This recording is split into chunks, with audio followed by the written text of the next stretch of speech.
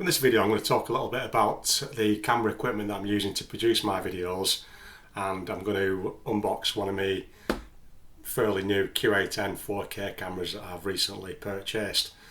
One of them I've unboxed already, that's what you're watching this on now, so I'm using one of them to record with. I haven't actually got round to unboxing the other one yet, but I'm reaching the point where I need to do it because I'm going to have experimented doing some two camera shot videos, so hopefully that's one of the reasons why I decided to upgrade my camera gear.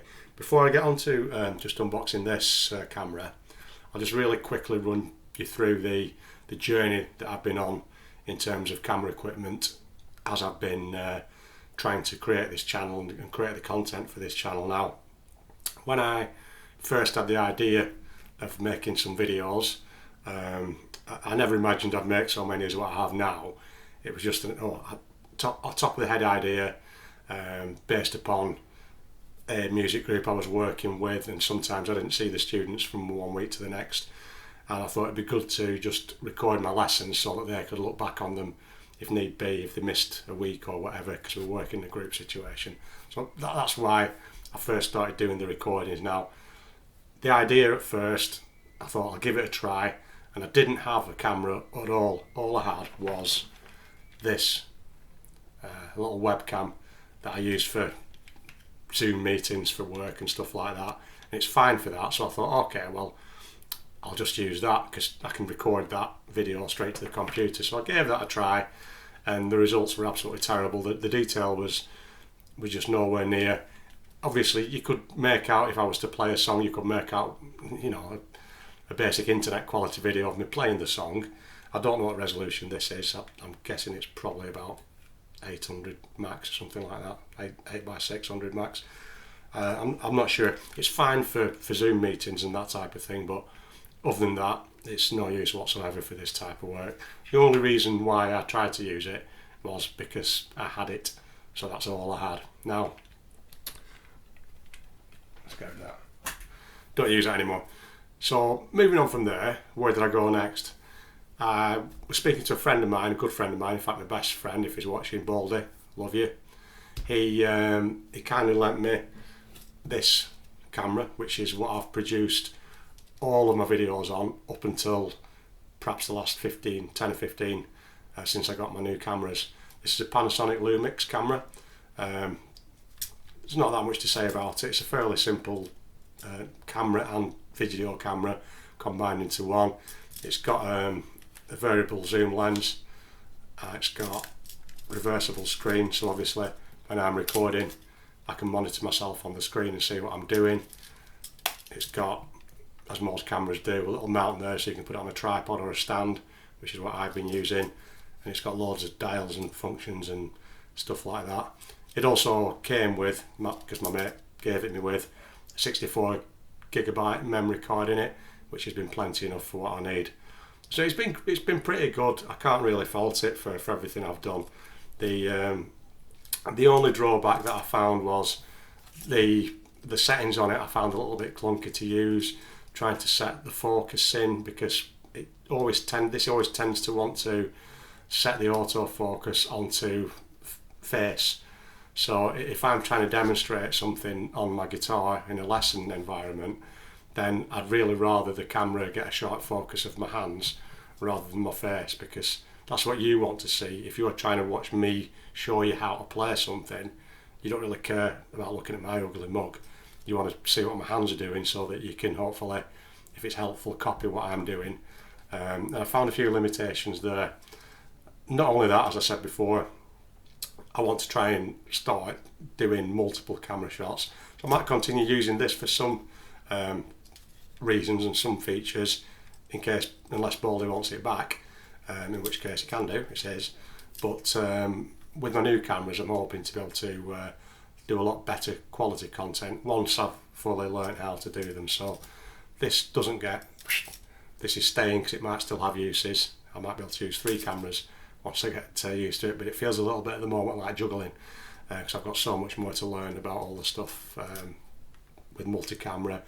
I need to learn some new software to be able to do that, and blah blah blah, so on and so forth. So my trusty Panasonic Lumix, that's been great for me. but I felt the need to get a bit further. If I'm to use the guitar as an example, you decide you want to start playing guitar, so let's say you see a guitar for 20 quid in the charity shop and buy it because it's cheap. That was my webcam, and then you get it home, try and play it, you don't know any different because you know what you're doing. Your friend who can play comes around, or you go to a guitar teacher and he says, no, it's just no good. That was my webcam.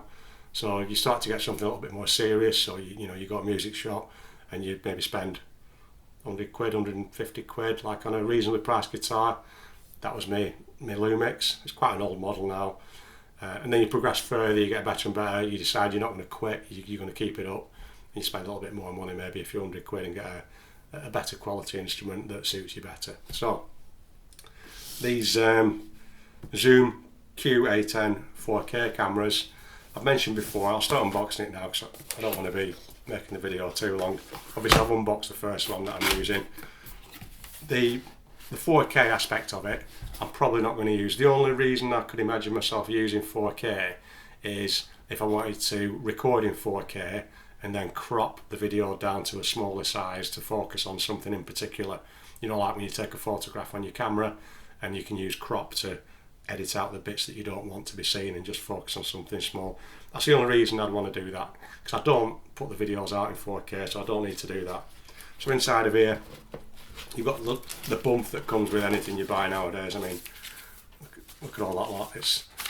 You've got a quick start guide, you've got a diagram of everything you should expect to find inside the package, just in case anything's missing. That's actually useful, but the rest of it, it's just a quick start guide in about 50 different languages, so yeah, get rid of that, it's not interesting. Camera itself comes in a nice little soft pouch like that, so we'll just slip that out so you can see what the camera that I'm recording on now looks like. So that's the camera, it's right way up. That's one side of it, that's the front of it, and then the other side of it. Not a lot to it really. So when you use it, again on the bottom you've got your little tripod mount, got a dust cap on the front, the lens will be there. Nothing much on the top, that's your record button. It's great to have it at the front because then when I'm recording I can just switch it on and off. On this side, mainly this side deals with the audio connections for the camera. I like the way it's organised. So on this side you can see there's a couple of connectors where I can connect external microphones using XLR sockets. I've got independent volume controls for those, and also a couple of other, I've got any headphones connection, HDMI connection, so I can play the footage directly out to any HDMI screen or TV, and I've got my USB connection to connect to the computer. Spinning it round, there's not an awful lot on this side, but there's a compartment there where you can put the battery in. The battery's in the box, it's not been installed yet, so that's the battery compartment. In order to use it, this is where the twin microphones, it's the stereo mics on this camera.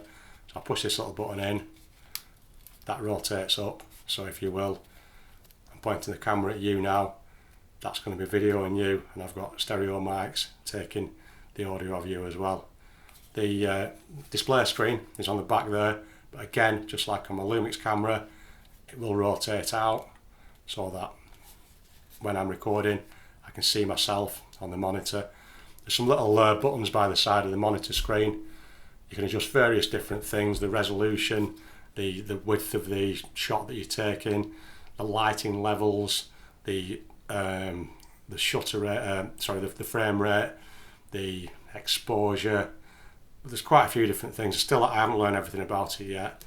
And the main things on the back, you've got a power button there and on-off switches for the various microphones. So one of them is the built-in microphone, and the other two are power buttons for the external microphones that you can use. So it's fairly simple on that level, but there's a lot of features on it as well in those menus. But so far so good. I've found them fairly easy to navigate with the stuff that I'm producing so far. So it falls back down nice and neat like that. So what else do we get? Got loads of stuff, loads of goodies. In here we've got open it. This little foamy thing, Ever wonder what these are? It's called a windshield. That, if you're filming outdoors, you pop it over the microphone port on the top and it stops you getting the background noise of the wind if it's a windy day. I don't anticipate needing that, but they include it anyway, so yeah, better to have it than not to have it. We've got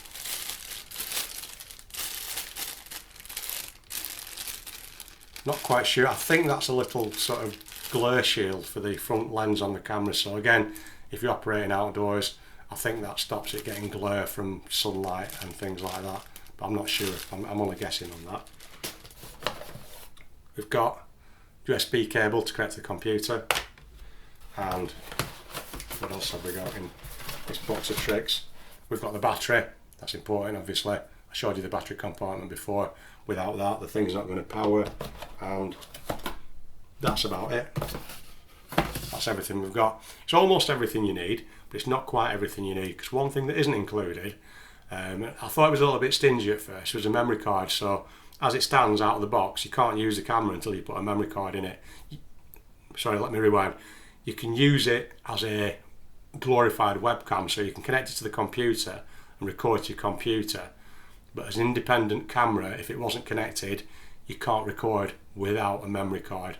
So obviously once these arrived, I went out and purchased myself a couple of memory cards. So I've got one for each camera. I got these Samsung, the micro SD memory cards. These ones are 256 gigabytes, so there's plenty. It's much bigger than the ones on my old Lumix. The thing to bear in mind, if you're using one of these cameras or a camera that is capable of using 4K resolution, and you're planning to use 4K resolution, is to make sure you get a memory card that's got a fast enough data transfer rate, because some of them aren't. So just look into that if you're planning to use 4K. I'm not, but for the price difference, it wasn't that much more. I got the cards that were capable of 4K just in case I wanted to use it. So two of these, I think I paid about 22, 23 quid for the pair of them, so it wasn't that expensive. And I know I've got plenty of memory space on each of the cameras. So I put a battery in, put a memory card in, and I'm good to go with this camera, just like I am with that camera. That's basically it for me, for my video equipment. I've nothing else fancy. All the editing's done in software, I'll cover that later. Other than that, just the little trinkets and bits. I've got a mini desk tripod that I'm using to record, that I've used all the way through. That's what's on that camera at the minute. And I've got, you've probably noticed on most of my videos, I've got a backlight, which is like a bit of an RGB strip light that's running. You can see it around the back of my guitar, it stands on the wall there. And I've also got a front light that I'm using at the moment to give more light onto me. It's actually behind the camera, so I don't want it picking up on the camera. But I'm using those because I watched some other YouTubers' videos saying it's a good idea to have those things to give you a better depth of field and definition, and to give you a better quality of lighting on your shot. Just as a quick example for the front light, that's more dominant than the back light. If I switch the front light off, that's a difference without the front light pointing on me. So put it back on again. So that's what that does for me. One thing I do need to invest in the future, my next thing is going to be some better quality stands. At the minute I've just got that mini little tripod desktop stand, and my front light is actually stood across the front of a music stand. So I was just waiting to get the cameras and just get the feel of them, and just get that out of the way, and then I'll probably get myself more of a better quality tripod or two for the cameras, possibly with a lighting mount on as well. The lights weren't expensive. I got them from B&M Bargains. If you're from the UK, you'll know what that is. If you're not from the UK, it's like a cheap sort of discount supermarket shop. Both the lights together probably cost me about 20-25 quid. So I didn't spend a lot. You can spend a lot if you go to a photography website, but again, further down the line, I might want to get better lights. But for now, these have been great for me. That's all my photography gear, video gear. So as I say, the software is different, separate. I'll cover that when I get around to it in a future video. But if you were interested in what I was using to record these, there it is.